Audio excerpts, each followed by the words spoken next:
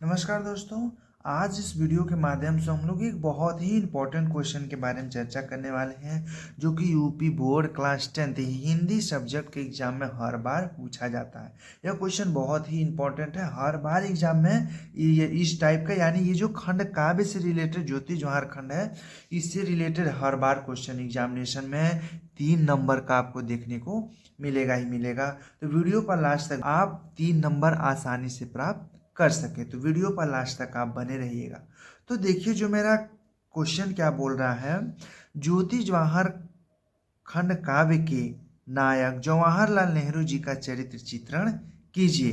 तो सबसे पहले हम लोग जान लेते हैं, ये जो ज्योति जवाहर चैप्टर है, ज्योति जवाहर चैप्टर है, कहाँ से लिया गया है?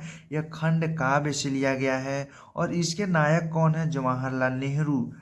नायक का मतलब कि जवाहरलाल नेहरू जी के बारे में ही ज्योति जवाहर में लिखी गई है। और लिखा किसने है? ज्योति जवाहर के राइटर कौन है? श्री देवी प्रसाद शुक्ल जी हैं। ज्योति जवाहर खंड के राइटर कौन है? श्री देवी प्रसाद शुक्ल जी हैं।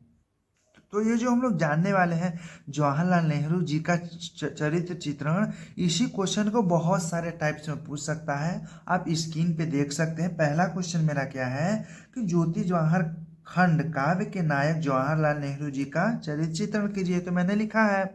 और सेकंड जो क्वेश्चन क्या है कि ज्योति जवाहर के नायक के विभिन्न गुणों और उनकी चारित्रिक विशेषताओं पर प्रकाश डालिए। या दूसरा क्वेश्चन ये पूछ सकता है।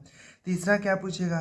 ज्योति जवाहर खंड काव्य के नायक का चारित्रिक विशेषताओं पर प्रकाश डालिए, ये तीसरा हो गया।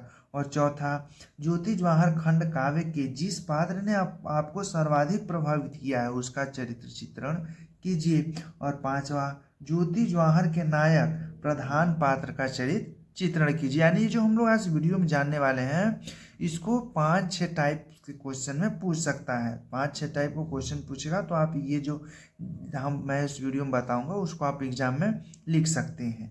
कि ज्योति जवाहर खंड काव्य के नायक पंडित जवाहरलाल नेहरू हैं। ज्योति जवाहर खंड काव्य के नायक कौन है? पंडित जवाहरलाल नेहरू हैं। नेहरू जी को खंड काव्य में युगावतार लोकनायक के रूप में प्रस्तुत किया गया है। नेहरू जी को खंड काव्य में युगावतार लोकनायक के रूप में प्रस्तुत किया गया है। नेहरू जी की चारित्रिक विशेषताएं निम्न प्रकार से हैं। नेहरू जी की जो चारित्रिक विशेषताएं हैं वो निम्न प्रकार से हैं। चलिए देखते हैं क्या है। चारित्रिक विशेषताओं में सबसे पहला क्या आता है? सर्वप्रिय लोकनायक के रूप में। तो सर्वप्रिय लोकनायक हेडिंग है, इसको हेडिंग डाल देंगे ब्लैक पेन से। फिर आगे क्या लिखेंगे कि पंडित जवाहरलाल नेहरू ने जनता को अथाह स्नेह दिया। यानी पंडित जवाहरलाल नेहरू जी ने जनता को बहुत ही सारा स्नेह दिया।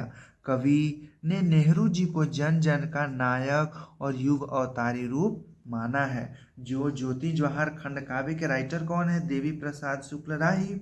उन्होंने नेहरू जी को जन जन का नायक और युग अवतारी के रूप में माना है। लोकनायक वही हो सकता है जो अपने जनता के संपूर्ण सुख दुख की अनुभूति अपने हृदय में कर सके। लोकनायक वही हो सकता है जो जनता के संपूर्ण सुख दुख की अनुभूति अपने हृदय में कर सके। बस इतना ही लिख देंगे पहला पॉइंट सर्वप्रिय लोकनायक में। अब देखते हैं सेकेंड पॉइंट। सेकेंड पॉइंट देखिए क्या है? विश्व शांति के पक्ष पोषक। सेकेंड पॉइंट क्या डालेंगे? विश्व शांति के पक्ष पोषक। और उसमें क्या लिखेंगे? नेहरू जी जीवन भर विश्व शांति के पक्ष पोषक के रूप में लगे रहे।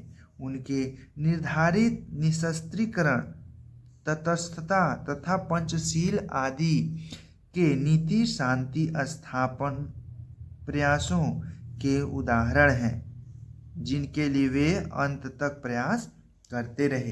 तो विश्व शांति पक्ष पोषक के रूप में भी उन थे वो, तो उनके बारे में इतना लिख देंगे। ये हो गया सेकेंड पॉइंट। अब थर्ड पॉइंट देखिए क्या है। अब देखिए मेरा थर्ड पॉइंट क्या है, वो है नवराष्ट्र के निर्माण। यानी जो पंडित जवाहरलाल नेहरू नवराष्ट्र के निर्माण में भी अपनी मदद की थी। तो देखिए क्या है, भारतवर्ष को स्वतंत्रता दिलाने के पश्चात नए राष्ट्र का निर्माण करने वालों में पंडित जवाहरलाल नेहरू का नाम अग्रणी है। यानी कि भारतवर्ष को जब स्वतंत्रता मिली उसके पश्चात नए राष्ट्र का निर्माण करने वालों में जवाहरलाल नेहरू जी का नाम पहले आता है। देश के उत्थान और विकास के लिए पंचवर्षीय योजना का आरंभ किया गया।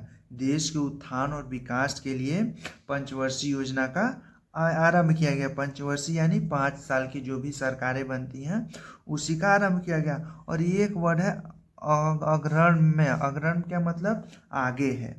तो और आगे देखते हैं, वे जाति बंधनों से मुक्त भारत को देखना चाहते थे। पंडित जवाहरलाल नेहरू जाति बंधनों से मुक्त भारत को देखना चाहते थे। थर्ड पॉइंट मेरा क्या था, नवराष्ट्र के निर्माता, इसके बारे में भी इतना पॉइंट लिख सकते हैं। अब देखते हैं हम लोग 4 पॉइंट। तो ये देखिए 4 पॉइंट क्या है, देशभक्त और स्वाधीनता सेनानी। देशभक्त और स्वाधीनता सेनानी।